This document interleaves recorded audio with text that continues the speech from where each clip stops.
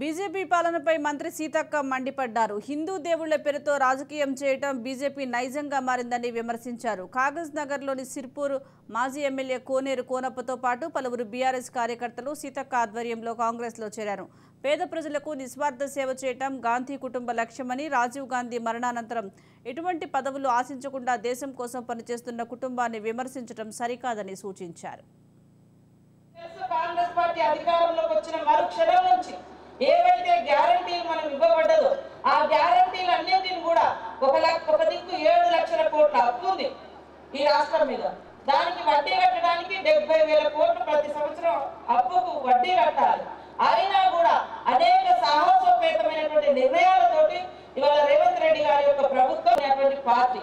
కాబట్టి ఈ పార్టీని ఇవాళ రాష్ట్రంలో అధికారంలో తీసుకొచ్చినటువంటి ప్రజలందరికీ కూడా పేరు పేరున పాదాభివందనాలు తెలియజేస్తా ఉన్నాం. రేపు మరి కాంగ్రెస్ పార్టీ ఎంపీకి ఎవరికి ఇచ్చినా కూడా ఆడ చేయి గుర్తును చూసి మనం ఓటేయాల్సిన అవసరం ఉంది. అక్కడ పైన రాహుల్ గాంధీ గారిని ప్రధానమంత్రిని చేసుకోవాల్సిన బాధ్యత మన మీద ఉంది. రేపు ఇక్కడ మనకు ఈ పార్లమెంట్ లో ఒకే ఒక ఎమ్మెల్యే ఉంది. ఎంపీ ఉంటే మరి ఇంకా మరిన్ని నిధులు కూడా మనం సాధించుకోవడానికి